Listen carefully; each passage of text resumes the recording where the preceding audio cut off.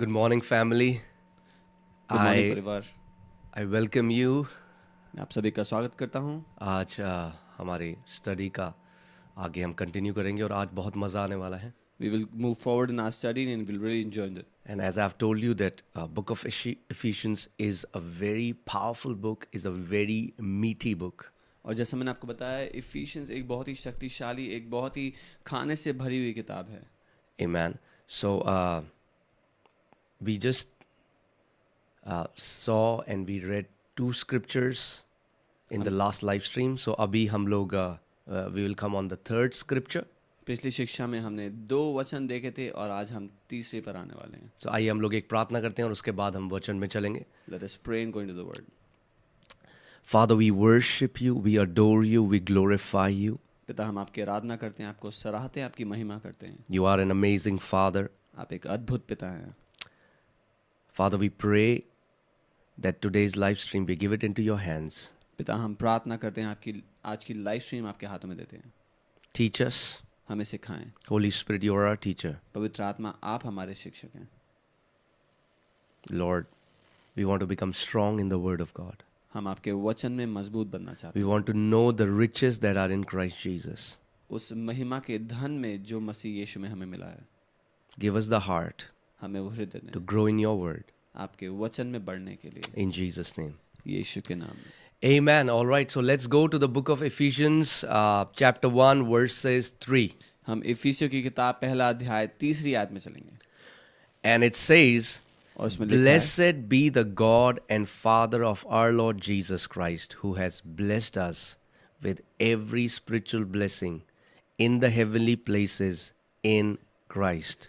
हमारे प्रभु यीशु मसीह के परमेश्वर और पिता का धन्यवाद हो कि उसने हमें मसीह में स्वर्गीय स्थानों में सब प्रकार की आत्मिक आशीष दी है। Amen. So I want you to pay attention to each and every word that Holy Spirit made Apostle Paul to write. मैं चाहता हूँ आप हर एक शब्द पर ध्यान दें जो पवित्र आत्मा ने प्रेरित पौलुस के द्वारा लिखा है यहाँ पर। First, he is blessing the God and Father of our Lord Jesus Christ. पहला कि वो धन्य कहता है उस परमेश्वर को और पिता को जो हमारे प्रभु यीशु मसीह का है। Amen. Now I want you to pay attention on something मैं चाहता हूँ that आप ध्यान दें, if you go to verse 2, अगर आप which we दूसरी read आयत में yesterday, he said, Grace to you and peace from God our Father.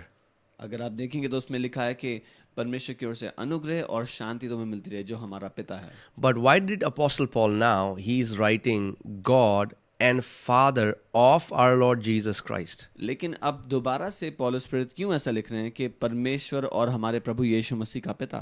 That means he is saying that, you know, the Father of Lord Jesus Christ, he's not just his Father, but he's also his God. He's his Father, but he's also his God. क्योंकि वो ये कहना चाहते हैं कि यीशु मसीह का पिता केवल उनका पिता नहीं लेकिन उनका परमेश्वर भी है। And first thing, he is telling us that he is blessing God for this reason that every blessings, the source of every blessing is God and Father of our Lord Jesus Christ. और वो इस बात के लिए परमेश्वर को धन्यवाद दे रहे हैं क्योंकि हर एक आशीष का स्रोत परमेश्वर स्वयं है, वो पिता स्वयं है। Amen. So we have to understand in this divine plan of Godhead. तो हमें समझना है परमेश्वरत्व के इस अलौकिक प्लान में। First, let me just go through the scripture and then I'll come back and we'll go in detail. पहले हम वचन में जाएंगे, फिर मैं और गहराई से बताऊंगा। Blessed be the God and Father of our Lord Jesus Christ, who has blessed us, who has, it's past tense, it has already happened. Not that he will, he has already blessed us. हमारे प्रभु यीशु मसीह के परमेश्वर पिता का धन्यवाद हो कि उसने हमें सब प्रकार की आत्मिक आशीष दी है। ये नहीं कि वो देगा, ये हो चुका है। He has already blessed us. वो पहले ही हमें आशीष दे चुका है। Amen. Amen. And the Bible says he has blessed us with every spiritual blessing. और बाइबल कहती है वो हर एक आशीष से, हर एक आत्मिक आशीष से हमें आशीषित कर चुका है। Amen. He has blessed us with every spiritual blessing. वो हर एक आत्मिक आशीष हमें दे चुका है, उससे आशीषित कर चुका है। Amen. आमीन। And these spiritual blessings, so in the heavenly places in Christ. और ये जो आत्मिक आशीषें हैं स्वर्गीय स्थानों में हैं मसीह में। Amen. They are in Christ Jesus. ये मसीह यीशु में है। Amen. So now, let me go back and then let us just go in detail. मैं वापस जाता हूँ, फिर हम गहराई में जाएंगे। So, Apostle Paul is blessing the God and Father of our Lord Jesus Christ because of all the blessings with which he has blessed us. Apostle Paul आशीष दे रहे हैं परमेश्वर पिता को, जो प्रभु यीशु मसीह के परमेश्वर हैं, उन सारी आशीषों के लिए जिससे उसने हमें आशीषित कर दिया है। Amen. And he's saying that he's not just the Father, but he also became God of Lord Jesus Christ. और वो कह रहे हैं कि वो ना केवल पिता है लेकिन परमेश्वर भी हैं प्रभु यीशु मसीह। See, you have to understand the plan of salvation. क्योंकि आपको उद्धार की योजना को समझना जरूरी है। When God made a plan to redeem mankind, जब परमेश्वर ने योजना बनाई मनुष्य जाति को छुटकारा देने की, and Lord Jesus Christ, who is God, और प्रभु यीशु मसीह जो स्वयं परमेश्वर है, John 1:1 says, in the beginning was the Word was with God, and the Word was God. यूहन्ना 1:1 में वचन कहता है, आदि में परमेश्वर था, आदि में वचन था, वचन परमेश्वर के साथ, और वचन ही परमेश्वर था। So the Word that is God became flesh, वो वचन जो परमेश्वर था वो देहधारी हो गया, became a man. एक मनुष्य बन गया। And when the Word became a man, then the Father of Lord Jesus Christ became his God as well. और जब वो वचन, वो परमेश्वर देहधारी हुआ, मनुष्य बना, तो जो उसका पिता था वो उसका परमेश्वर भी बन गया। So in his human form, अपने मनुष्य रूप में Lord Jesus Christ, Prabhu Yeshu Masih, so the Father is not just his Father, but also his God, like every human being. He's our God. He's our Father, but he's our God. So in the same way, Lord Jesus Christ now, he also, the God, Almighty God, the Father God, also became his God. सो मनुष्य रूप में वो जो उसका पिता है वो ना केवल पिता रहा लेकिन अब हम सब की तरह उसका परमेश्वर भी बन गया। Let me show you a scripture in John 20:17. यूहन्ना 20 उसके 17 से मैं आपको एक वचन दिखाऊंगा। Now Jesus has been resurrected. अब यीशु मुर्दों में से जी उठे हैं। Amen. And it's a beautiful thing. He is now resurrected, and Mary is trying to come near to him. And in verse 17, John 20:17, Jesus is saying to Mary, Jesus said to her, "Do not cling to me, for I have not yet ascended to my Father." और ये खूबसूरत है, यहाँ यीशु ने कहा, मुझे मत छू क्योंकि मैं अब तक पिता के पास ऊपर नहीं आया हूँ। Amen. But go to my brethren. This is so beautiful. परंतु मेरे भाइयों के पास जा। ये बहुत ही खूबसूरत है। After the resurrection, पुनरुत्थान के बाद Jesus is calling his disciples, his brothers. यीशु अपने चेलों को अपने भाई बोलते हैं। The Bible says that he is the firstborn over all creation. He became our elder brother. Bible कहती है वो सारी सृष्टि के ऊपर पहलौठा है, हमारा बड़ा भाई है। And now, और अब it's so beautiful. And he says, "Go and say to them, I am ascending to my Father and your Father, to my God and your God." और ये इतना खूबसूरत है कि यीशु ने कहा, जाकर उनसे यानी कि मेरे भाइयों से कह दे कि मैं अपने पिता और तुम्हारे पिता और अपने परमेश्वर और तुम्हारे परमेश्वर के पास ऊपर जा रहा हूँ। Isn't that such a good news? क्या ये एक अच्छी खबर नहीं है? Isn't that so beautiful? क्या ये कितना खूबसूरत नहीं है? That the Father of Lord Jesus Christ today is my Father as well. कि आज प्रभु यीशु मसीह का पिता मेरा पिता भी है। His God is my God. उसका परमेश्वर मेरा परमेश्वर भी है। His Father is my Father. उसका पिता मेरा पिता भी है। And today, और the आज Bible says in the book of Hebrews, He is not ashamed to call us brothers. Bible कहती है कि वो हमें भाई कहने में शर्माता नहीं है। Amen. But I want to tell you, yes, Jesus Christ, now we are the sons of God, like Jesus is the Son of God. हाँ, अब हम परमेश्वर के पुत्र हैं जैसे प्रभु यीशु परमेश्वर के पुत्र हैं। But I want to tell you something. लेकिन मैं कुछ बताना चाहता हूँ। Jesus will always be a begotten son. कि यीशु हमेशा पहला जन्मा पुत्र है। Amen. Let me just show it to you from John 1:14. And it says, "And the Word became flesh." And we know from the scripture who is the Word. The Word became flesh. Who is the Word? The Word is Jesus. और यहाँ लिखा है, और वचन देहधारी हुआ। और वचन कौन है हम जानते हैं, वचन यीशु है। And the Word became flesh. See, so you have to understand that there was a time when the Word was not flesh, the Word was with God in John 1:1. He was in the beginning, before there was creation, before God created anything. The Word was with God, and the Word was God.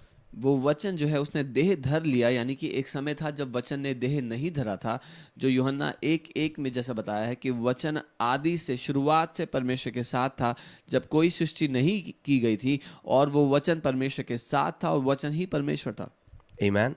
And this Word now became flesh और अब वो वचन देहधारी हुआ and dwelt among us. और हमारे बीच में उसने डेरा किया, And we beheld his glory, और हमने उसकी महिमा को देखा, the glory as of the only begotten of the Father, जैसे पिता के इकलौते पुत्र की महिमा, full of grace and truth. जो महिमा और सच्चाई से This भरा हुआ, word अनुग्रह से। begotten comes from the Greek word monogenes. ये जो बिगॉटन शब्द है यूनानी के मोनोजीनिस शब्द से, That means one of a kind. जिसका अर्थ है एकमात्र, अनोखा। So we have to understand, even though we are sons of God, you are individually a son of God, like Jesus is the Son of God, but we will never be, we cannot take the place of Jesus. We are like him, but we are not him. सो हम, हालांकि हम परमेश्वर के पुत्र बन गए हैं, लेकिन हम यीशु की तरह हैं, पर हम उसका स्थान कभी नहीं ले सकते। He will always be a unique, he will always be one of a kind, because not just he is a son of God, he is co-equal with God the Father. क्योंकि ना केवल वो अनोखा है, अलग है, वो परमेश्वर का पुत्र होते हुए भी परमेश्वर स्वयं है। So we have to understand that Lord Jesus Christ, he is the Almighty God, co-equal with the Father, existing from the beginning, the Father, Son and the Holy Spirit. हमें ये जानना है कि प्रभु यीशु मसीह परमेश्वर स्वयं है, जो पिता के साथ शुरुआत से था, और वो वचन परमेश्वर है। Amen. Now, let me just go to the beginning. Amen. Let us just see the scripture again. So we have to understand, see, when it says that God the Father of our Lord Jesus Christ, who has blessed us with every spiritual blessing in the heavenly places, we have to understand that mankind, when mankind came under the sin, mankind came under curse, and there was no blessing for mankind. और जहाँ ये कहता है कि परमेश्वर ने सारी आत्मिक आशीष हमें मसीह यीशु में स्वर्गीय स्थानों में दे दी हैं, हमें समझना है कि जब मनुष्य जाति पाप में आ गई तो वो श्राप में और हर एक आशीष से दूर हो गई, कोई आशीष नहीं थी फिर मनुष्य जाति के लिए। Amen. So God had to make a plan where Jesus became a man. तो परमेश्वर को एक योजना बनानी पड़ी जहाँ पर यीशु मनुष्य बने। Amen. And not just became a man, he took the curse which was on mankind. That's in Galatians 3:13. It would be on your screen. और सिर्फ मनुष्य ही नहीं बने, उन्होंने वो सारा श्राप भी अपने ऊपर ले लिया जो मनुष्य जाति पर आया था, गलातियों 3:13 में। Look what the Bible says in Galatians 3:13. देखिए बाइबल क्या कहती है। Christ has redeemed us. I want you to pay attention, not that Christ will redeem me one day. Christ has already redeemed us. We are redeemed of the Lord. और यहाँ वचन कहता है कि मसीह ने हमें छुड़ा लिया है या छुड़ाया है। ये नहीं कि वो छुड़ाएगा किसी दिन, लेकिन वो उसने हमें छुड़ा लिया है, हम प्रभु के द्वारा छुड़ाए जा चुके हैं। Amen. There are so many believers today who still believe that they are under a curse. आज भी बहुत सारे विश्वासी ऐसे हैं जो ये मानते हैं कि वो एक श्राप के अधीन है। And that's because we have a problem, and the problem is we simply do not believe the written word of God. और वो इस कारण है कि हमारी एक समस्या है, और वो समस्या ये है कि हम लिखित वचन पर भरोसा नहीं करते। We don't believe what the word says. Sometimes we will agree to a popular teaching, we will agree to traditions, but we will simply not believe what the word declares to us plainly, simply. It has already been declared to us. जो वचन हमसे कहता है वो ना मान करके हम लोकप्रिय शिक्षाओं को या रीति रिवाजों को या ऐसी बातों को मान देते हैं, पर जो वचन कहता है साधारण रूप से हमें बताता है उसको हम नहीं मानते। Amen. कई लोग कह रहे हैं बार बार हिंदी में बताइए, आपके लिए इंटरप्रिटेशन है, आप ध्यान से सुनिए, पास्टर सामर्थ इंटरप्रिटेशन कर रहे हैं। There's interpretation for you. Amen. So Christ has redeemed us from the curse of the law. मसीह ने हमें व्यवस्था के श्राप से छुटकारा दे दिया है। Amen. So come on, wherever you are watching us from, say this after me: I am redeemed from the curse of the law. जहां से भी आप देख रहे हैं हमारे साथ ये कहें, मैं व्यवस्था के श्राप से छुटकारा पा चुका हूं। Now, the question comes, how? अब How सवाल ये did he उठता है। redeem me from the curse of the law? सवाल ये है कि उसने हमें कैसे छुड़ाया व्यवस्था Now, the के Bible श्राप। tells us he redeemed us from the curse of the law, having become a curse for us. Bible ये बताती है कि उसने हमें व्यवस्था के श्राप से इस तरह से छुड़ाया कि वो खुद श्राप बन गया। Think about this. इसके बारे में सोचें।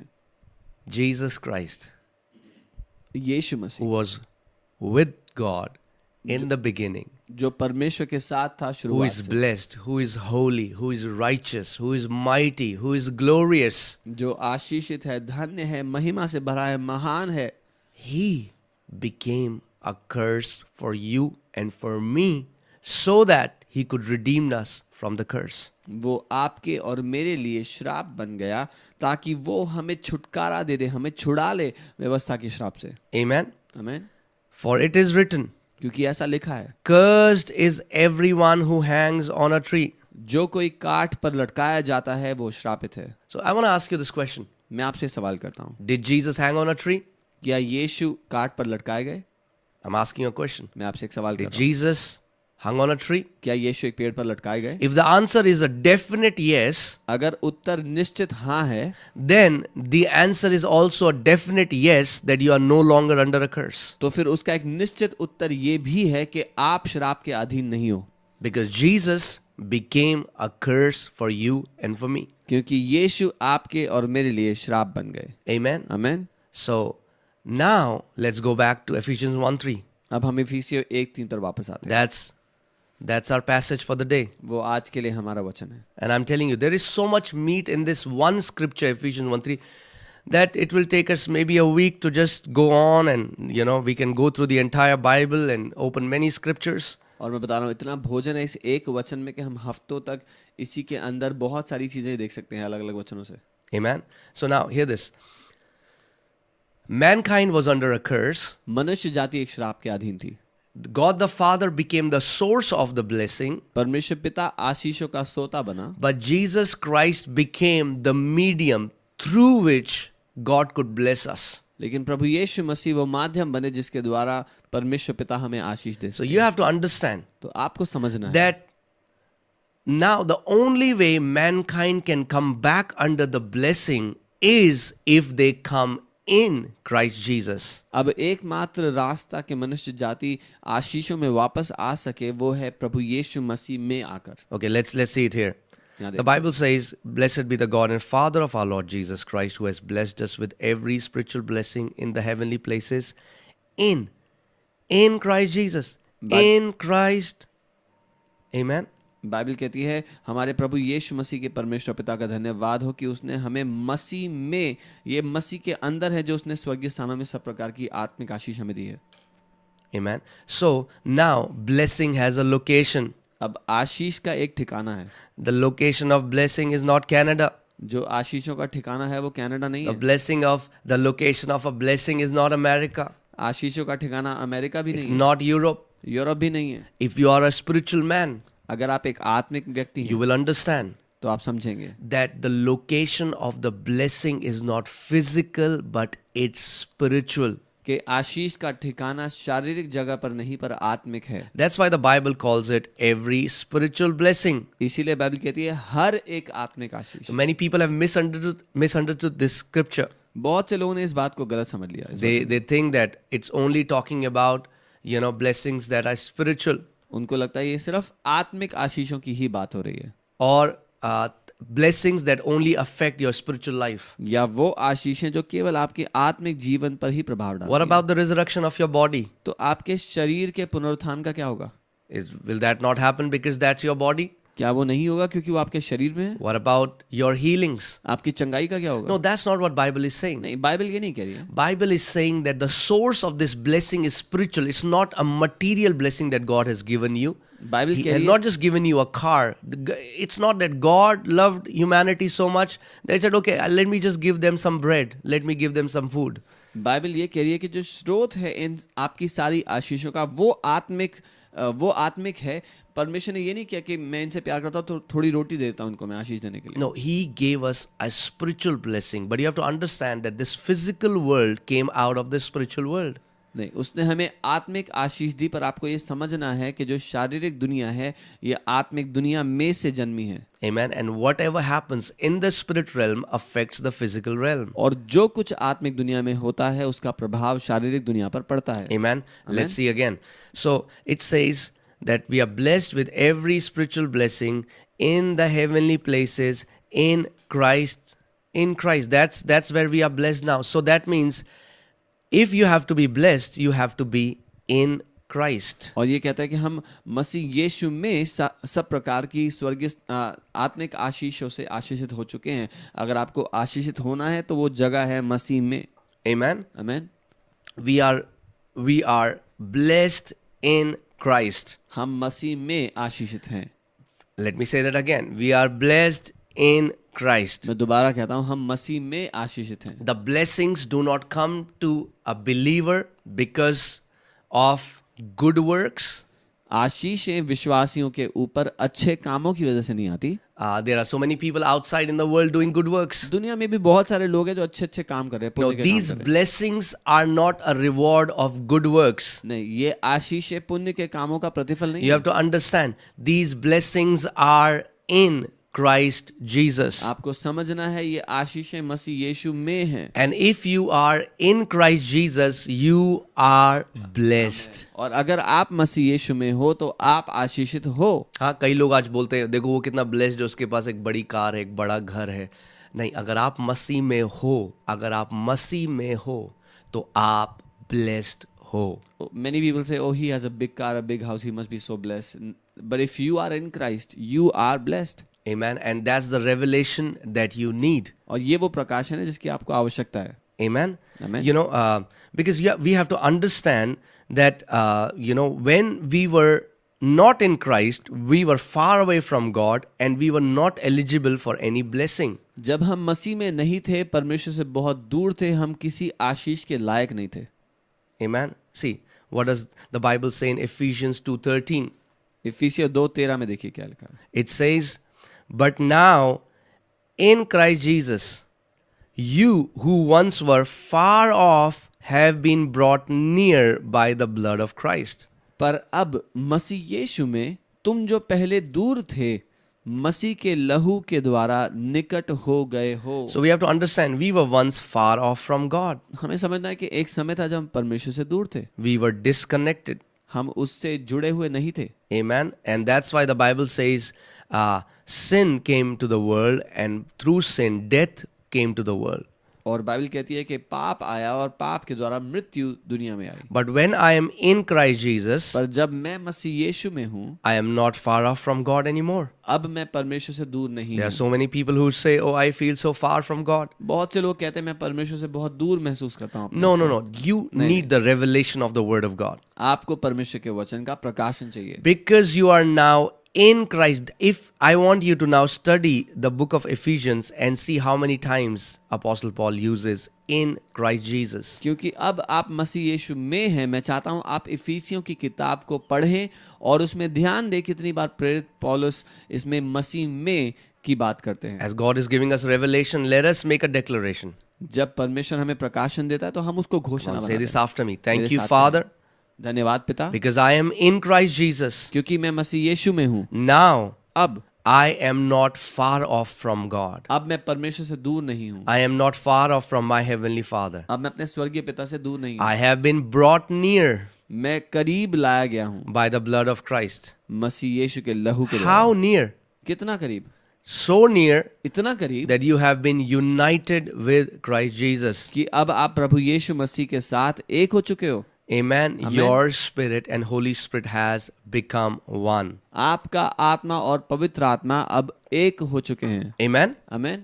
Now again, let's come back to Ephesians 1:3. हम वापस आते हैं इफिसियों 1:3 पर। As I told you, there is a lot of meat in this scripture. Just one verse. जैसा मैंने कहा था इसमें बहुत भोजन है, एक अकेली आयत है। It will take us hours and hours to, to just open it up. घंटों लग जाएंगे इसको सिर्फ खोलने में। All right. So, again, so what should be our response that now, today, we are blessed with every spiritual blessing in Christ Jesus? तो अब हमारा क्या प्रत्युत्तर होना चाहिए कि जब हमें हर एक आशीष मिल चुकी है मसीह यीशु में हम आशीषित हैं, Like Apostle Paul, जैसा we अपोस्तल पौल ने start to कहा, bless our Heavenly Father. हम अपने स्वर्गीय पिता को धन्यवाद देने लगते हैं. When you know जब how आपको much पता है He has blessed you, कि उस- the only thing you can do is to bless Him back. जब आपको पता है कि उसने आपको किस रीति से आशीषित किया है, तो आप एकमात्र चीज ये कर सकते हैं कि उसको धन्यवाद दे सकते हैं उसके That's लिए. why David says, "Bless the Lord, O my soul, and all that is within me, bless His holy name." इसीलिए दाऊद कहते हैं, धन हे मेरे प्राण यहोवा को धन्य कह, और जो कुछ उसमें मुझ में है उसके पवित्र नाम को धन्य कह. Bless the Lord, O my soul, and forget not His benefits. And now, what are the benefits? These are the blessings. यहोवा को धन्य कह मेरे मन, और उसके किसी उपकार को मत भूलना. क्या है उसके उपकार? उसकी वो आशीष है. Right? He forgives all your iniquities. वो आपके सारे अधर्मों को क्षमा He करता heals all your diseases. है, आपके सारे रोगों को He चंगा करता है, redeems your life from destruction. आपके So if जीवन you को read विनाश से on and बचाता है. on, and David talks about all the blessings that God has blessed him. तो अगर आप आगे पढ़ेंगे तो दाऊद बात करता है उन सारी आशीषों की जिससे परमेश्वर ने उसको आशीषित किया Okay. था. Now, I want you to focus on this word, in the heavenly places in Christ. मैं चाहता हूँ यहाँ ध्यान दे, लिखा है कि स्वर्गीय स्थानों में मसीह में. Right? Christ is seated right now in the heavenlies, in the heavens. मसीह यीशु इस समय स्वर्ग में बैठे हुए हैं. Amen. आमीन. He is seated there, वो वहां बैठे हुए हैं, ruling. राज्य करते हुए. The Bible says that he will sit there until all his enemies are made his footstool. Bible कहती है वो स्वर्ग में तब तक बैठे रहेंगे जब तक उनके सारे दुश्मन उनके पांव की चौकी ना बन But जाए. there's a beautiful truth that Apostle Paul tells us. एक खूबसूरत सत्य है जो पौलुस प्रेरित I want to हमें. tell you, he's not sitting there alone. मैं ये बताना चाहता हूँ कि वो अकेले नहीं बैठे हुए हैं. Okay, let's see that. देखते हैं. Ephesians chapter 2, इफिसियों 2 and we'll read verses 6 and 7. उसकी 6 और 7 हम पढ़ेंगे. Let's read it. And it says, let's read from verse 4. I'll read from verse 4. But God, who is rich in mercy, amen. So I want you, see, our definition of God, our revelation of God should come from the written scriptures. और इफिसियों 2 के 4 से हम पढ़ते हैं. यहाँ लिखा है, परंतु परमेश्वर जो दया का धनी है, आमीन, हमारा जो प्रकाशन है परमेश्वर पिता को देखने का, वो हमें परमेश्वर के वचन से मिलना चाहिए. Amen. And we should pray scriptural prayers. और हमारी प्रार्थनाएं वचन पर निर्धारित होनी So चाहिए. when you pray, you can say, God, you are rich in mercy. जब आप प्रार्थना करते हो तो कहो, परमेश्वर आप दया के धनी हो. But God, who is rich in mercy, because of his great love, not just love, but his great love, hallelujah. परंतु परमेश्वर ने जो दया का धनी है, अपने उस बड़े प्रेम के कारण, सिर्फ प्रेम ही नहीं, बड़े प्रेम के कारण, हालेलुया. Amen. So आप ऐसी प्रार्थना कर सकते हो, प्रभु मेरे परमेश्वर, मेरे पिता, तू जो दया का धनी है, जो बड़ा प्रेम तूने मुझसे करा है. So you can pray like this, Lord, my God, my Father, you who are rich in mercy, and how greatly you have loved me. Because of his great love with which he loved us. Not that he will love you one day when you behave, become good. No, he already loved us. Bible says, while we were yet sinners, God loved us. और वो आपसे इस बड़ी रीति से प्रेम करता है. Bible कहती है, जब हम पापी ही थे तभी उसने हमसे प्रेम किया. Amen. Amen. But God, who is rich in mercy, परमेश्वर because जो of his great love with which he loved us, even when did he love us? Even when we were dead in trespasses. परमेश्वर जो दया का धनी है, और उसने बड़े प्रेम के कारण जिससे उसने हमसे प्रेम किया है, जब हम अपराधों के कारण मरे हुए थे, Made us alive together with Christ. तो हमें मसीह के साथ जिलाया. Amen. You have to understand the mystery of the gospel. आपको सुसमाचार का रहस्य समझना है. When Jesus, जब see, Yeshu, Jesus is God. He didn't have to die. यीशु परमेश्वर है, उसको मरने की आवश्यकता But the नहीं थी. Bible says he tasted death so that he might destroy death.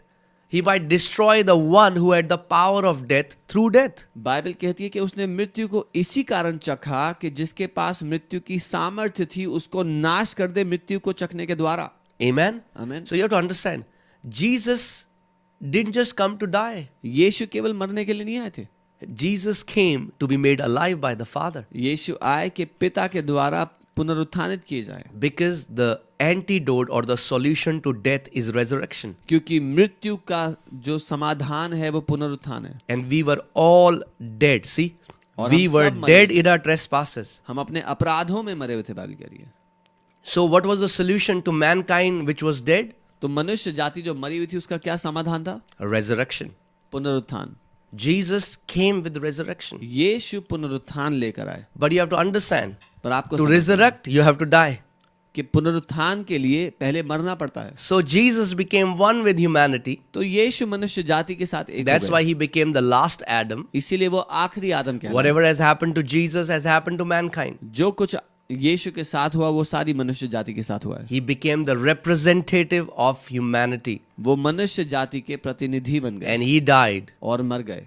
And then और the फिर- Bible says, बाइबल कहती है when he was made alive, look at this scripture, when he was made alive, hallelujah. जब उसको जिंदा किया गया, He जिलाया was गया, not just made alive, we were made alive together with Christ. तो वो अकेले नहीं जिलाए गए पर हम मसीह यीशु के साथ जिलाए गए। What a beautiful mystery. क्या ही खूबसूरत भेद है ये। Amen. आमीन। That, just say this after me, I was made alive together with Christ. मेरे साथ कहे, मैं मसीह यीशु के साथ जिलाया गया हूँ। Say this again, I was made alive together with Christ. बोले, मैं मसीह यीशु के साथ जिलाया गया। Amen. By grace you have been saved. अनुग्रह ही से तुम्हारा उद्धार हुआ है। Amen. You didn't do anything for that. आपने कुछ नहीं किया उसके लिए, It's Jesus. यीशु ने किया। It's Jesus. यीशु ने किया, He came for us. वो हमारे लिए He आया, suffered for us. हमारे लिए सहा, He died for us. हमारे लिए मरा, He became sin for us. वो हमारे लिए He पाप बना, bore our sicknesses. हमारी बीमारियों को He लिया, tasted death. हमारी मृत्यु को चखा, And then when he was resurrected, और जब वो पुनरुत्थान we हुआ, were resurrected with तो him. हम उसके साथ Not पुनरुत्थान just the Father made us alive with Christ. सिर्फ इतना ही नहीं कि पिता ने हमें मसीह के साथ जीवित कर दिया। Now read verse 6. It's beautiful. छठी आयत देखें, Not खूबसूरत just है। we were made alive. इतना ही नहीं कि हम Look जिंदा at the किए scripture. गए, Not just we were made alive. Hallelujah. But then the Bible says फिर बाइबल कहती है we were raised. God raised us up together. और मसीह यीशु में उसके साथ उठाया। That means not just the resurrection, but also the ascension. When Jesus ascended, the Father says he raised us up together. सिर्फ पुनरुत्थान ही नहीं, जब यीशु स्वर्ग में उठाए गए, बाइबल कह रही है कि हम भी उसके साथ उठाए गए हैं। And now it becomes more beautiful. और अब और भी खूबसूरत होता है। Not just we were raised together with Christ, सिर्फ मसीह के साथ उठाए ही नहीं गए, Father made us sit together with Christ in the heavenly places in Christ Jesus. पिता ने स्वर्गीय स्थानों में हमें मसीह यीशु के साथ बैठाया भी है। Hallelujah. Hallelujah. The Father made us sit together. Can you see how many times Apostle Paul uses the word together? पिता ने हमें साथ बैठाया, साथ। आप देख सकते हैं पौलुस प्रेरित कितनी बार साथ शब्द का इस्तेमाल करते Come on, say this after me. मेरे साथ कहें, I was made alive मैं जीवित किया गया together with Christ. मसीह यीशु के साथ, I was raised मैं उठा लिया गया together with Christ. मसीह यीशु के Again, साथ। second time you'll see together. फिर आप Third देखोगे time, दोबारा। I was made to sit together with और- Christ in और- the heavenly places. और मैं बैठाया गया मसीह यीशु के साथ स्वर्गीय स्थानों में। Amen. आमीन।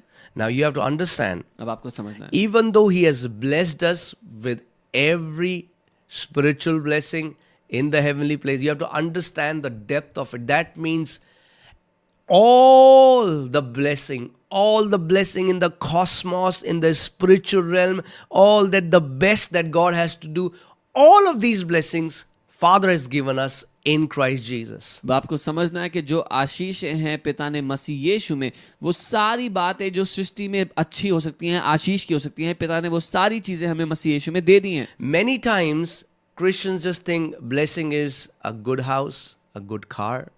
कई बार- It's an iota of the blessings. कई बार मसीह लोग को लगता है कि एक अच्छा घर होना, एक अच्छी गाड़ी होना ही आशीष है। वो तो आशीषों में एक छोटा सा बिंदु है। In fact, on this earth, इस पृथ्वी पर we will only experience an iota of those abundant blessings. उन बहुतायत की आशीषों का हम बिंदु भर ही देख पाएंगे या अनुभव कर पाएंगे. Amen. Let me show you from the scripture that it will take you billions of years. क्योंकि करोड़ों साल लग जाएंगे. You know, okay, let's come in verse 7. It says that in the ages to come. This word ages, और 7वीं आयत में लिखा है कि वो आने वाले समयों में, जो this समय word शब्द है, ages is the word eons. ये इयॉन शब्द है यूनानी का. And sometimes it means thousands upon thousands upon thousands of years. और कई बार इयॉन का अर्थ होता है हजारों पर हजारों पर हजारों Now, साल. now look at this. अब देखें That in the ages to come, कि आने वाले समयों में he might show the exceeding riches of his grace वो अपने अनुग्रह का असीम धन दिखाए in his kindness towards us in Christ Jesus. कि वह अपनी उस कृपा से जो मसीह यीशु में हम पर है. Isn't that beautiful? क्या ये खूबसूरत नहीं है? Do you know that it will take you billions of years to comprehend the kindness of God which was done to us in Christ Jesus? क्या आप जानते हैं करोड़ों साल लग जाएंगे आपको उस परमेश्वर की भलाई को समझने में जो मसीह यीशु में उसने हम पर दिखाई है. Amen. And so even though we are already blessed with every spiritual blessing, I don't think we understand an iota of the depth and the weight of what God has done for us. और हालांकि परमेश्वर ने हमें वो सारी आशीषें दे दी हैं, पर मुझे नहीं लगता कि उस आशीषों की गहराई, उसके भार को हम समझ सकते हैं, उसके एक छोटे से अंश को भी समझ सकते हैं जो परमेश्वर ने दिया. With our human understanding right now, we cannot understand it. अपनी मनुष्य बुद्धि के साथ, अपनी समझ के साथ हम नहीं समझ सकते. But the Bible says God will show us लेकिन बाइबल कहती है परमेश्वर हमें दिखाएगा in ages to come आने वाले समयों में the exceeding riches of his grace. जो उसके अनुग्रह की महान धन, उसका महान धन है उसके अनुग्रह का. Exceeding riches of his grace. हद से ज्यादा बड़ा Come अनुग्रह on, का let's धन. just pray one prayer. हम एक प्रार्थना Say, करें. Heavenly Father, बोले स्वर्गीय पिता, show me मुझे दिखाओ the exceeding riches of your grace, अपने महान अनुग्रह के धन को, your kindness towards me in Christ Jesus. आपकी कृपा को जो आपने मेरी और मसीह यीशु में की है. Amen. आमीन. I'm telling you, Ephesians is such a beautiful book. मैं आपको बता रहा हूँ इफिसियों इतनी खूबसूरत किताब है. Amen. We have just seen one scripture, Ephesians 1:3. हमने एक ही वचन देखा है इफिसियों. This one scripture ये एक वचन है. brought me out of poverty. इस एक वचन ने मुझे गरीबी से बाहर निकाला. Meditating with this one scripture changed my life. इस एक वचन पर मनन करने ने मेरे जीवन को And बदला as दिया. I said, और जैसे मैंने financial कहा, blessing is I would say at the last. आर्थिक आशीष जो है वो सबसे आखिरी में है.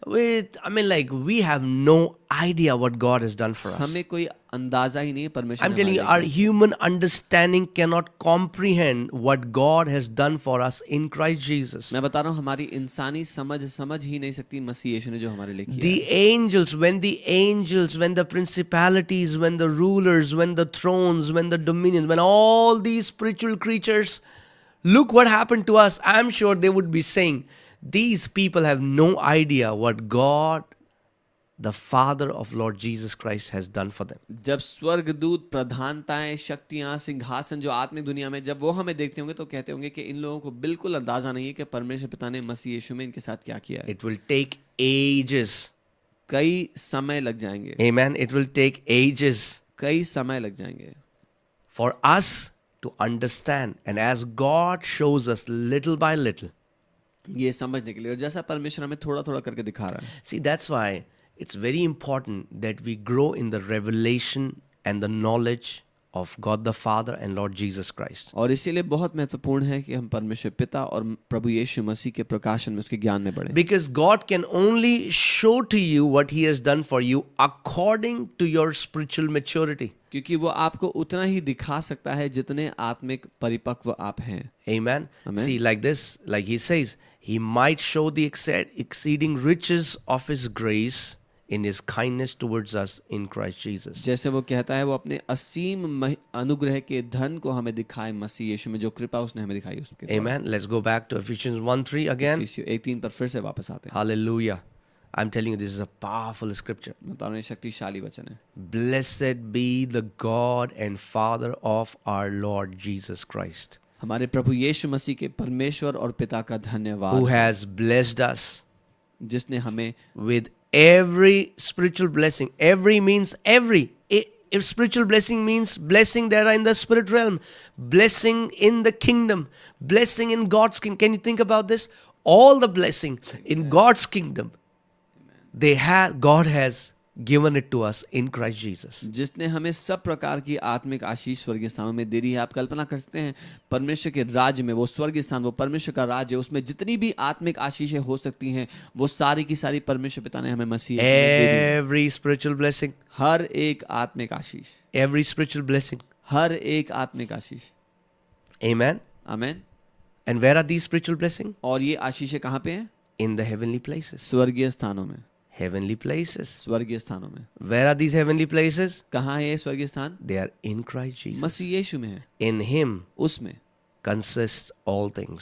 उसमें सारी चीजें समाई हुई हैं। In Him Masih Yeshu are में heavens. स्वर्ग है। In Him उसी में is everything. सारी चीजें हैं। All things were made by Him. सब कुछ उसी के द्वारा बनाया And गया। without Him, nothing was made that was to be made. और जो कुछ भी बना उसमें से कुछ भी ऐसा All नहीं था जो things उसमें were से made बना। through Him सब कुछ उसके द्वारा and बना, by Him उसके लिए बना and for Him. और उसी के लिए बनाया गया। And I want to tell you, मैं आपको बताना चाहता you were made for Him. हूँ, आप उसके लिए बने, You were made by Him. आप उसके द्वारा बने, You were made for Him. आप उसके लिए बने।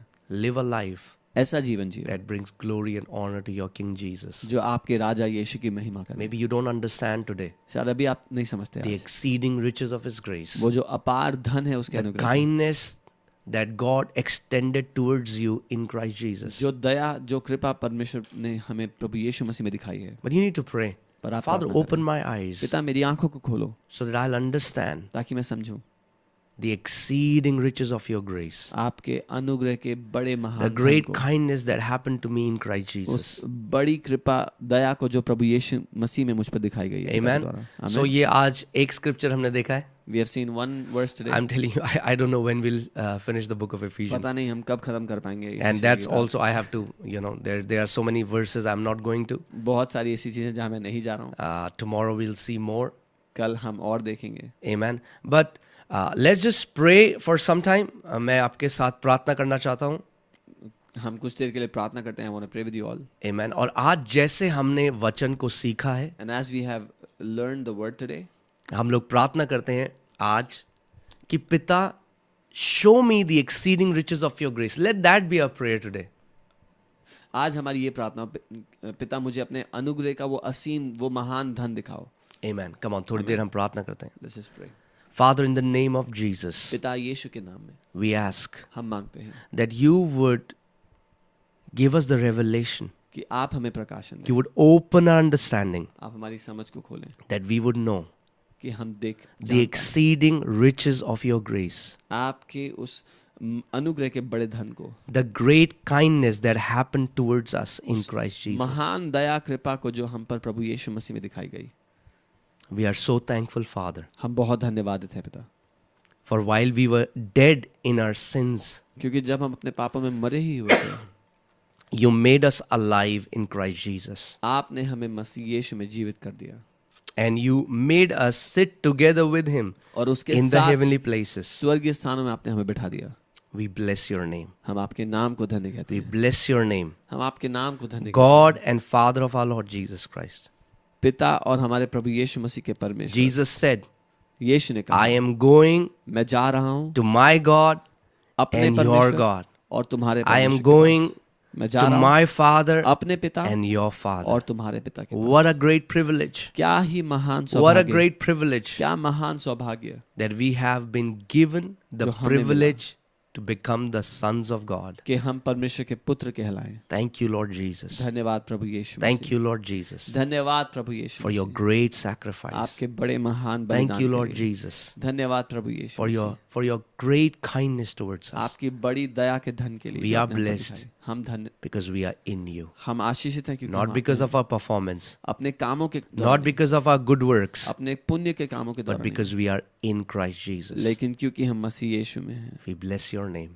हम आपको धन्य कहते We हैं प्रभु। bless your name. हम आपको धन्य कहते We हैं। bless your name. हम आपको धन्य कहते We हैं bless प्रभु। your name. हम आपको धन्य कहते हैं Hallelujah. Come on, wherever you are. थोड़ी देर के लिए उसके नाम को धन्य कहो. प्रभु। We जहाँ भी bless हैं, your name. उस- Thank you, Lord bless his Jesus. name, bless his name। Thank you, Lord Jesus. धन्यवाद प्रभु यीशु। Le broga tala braga dene में से खातीना. ले बाला ब्रागा देने। खुदावन मैं प्रार्थना करता हूँ हर एक उस व्यक्ति के लिए जो इस समय में देख रहा है, तो उनकी बुद्धि को खोल दे कि वो उस महान अपार महिमा का जो धन है मसीह यीशु में, प्रभु वो उसको समझ पाए. Father God, I pray for every person that is watching us, that their mind, that their wisdom, their understanding would open for that great treasure of grace that you have given to us. Amen. Amen. Amen. God bless you, church. प्रभु आपको आशीष दे church. फिर से हम लोग आज रात को हमारी fasting prayer चल रही है. Again, since we are doing our fasting prayer, so tonight, ये मेरी प्रार्थना है कि आप हमारे साथ पूरे 21 दिन बने रहें. it's my prayer that you stay with us for the 21 बहुत days of सारे fasting. लोग हमसे पूछ रहे थे मैं क्या करूं, क्योंकि मैं हार्ड वर्किंग जॉब करता हूं, मुझे बहुत मेहनत करनी पड़ती है और मैं नहीं रह सकता बिना जस्ट पानी में फास्ट नहीं कर सकता. तो हमने उनको यही बोला और मैं आपको भी यही बोलूँगा कि अगर आपको जॉब में जाना है, आप पूरे दिन में केवल 1 मील खा सकते हैं. 1 मील लीजिए और आप अगर करना चाहते हैं तो आप लंच कर सकते हैं. तो लंच करके क्या होगा, आपके पास एनर्जी होगी पूरे दिन का काम करने का, और जब तक आप शाम को घर आएंगे तो आप फ्री होंगे क्योंकि आपको खाना नहीं होगा अंदर, तो आप ज़्यादा अच्छे से प्रार्थना कर सकते हैं. तो जब आप ऑफिस से घर आ जाते हैं तब आप उस टाइम में पूरे हार्ट से उस समय को दीजिए, प्रभु को प्रार्थना करिए, परमेश्वर के साथ इस समय को निकालिए. 21 दिन फास्टिंग केवल खाना छोड़ना नहीं है, मगर अपने आप को अलग करना है, पिता के साथ टाइम बिताना है और प्रार्थना में रहना है. Many people are asking us, I do a very hard working job and I cannot skip food. So you can take lunch.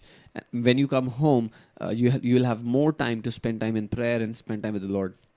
Amen. Amen. I bless you all. मैं आपको आशीष देता You हूँ. are blessed saints of God. आप आशीषित संत हैं परमेश्वर के. Amen. Amen. May you see his exceeding riches of his grace and his kindness towards you in Christ Jesus. आप उसके अनुग्रह की बहुतायत के धन को और उसकी कृपा, उसकी दया को अपने जीवन पर देखो. Amen. Amen. God bless you. प्रभु आपको आशीष दें.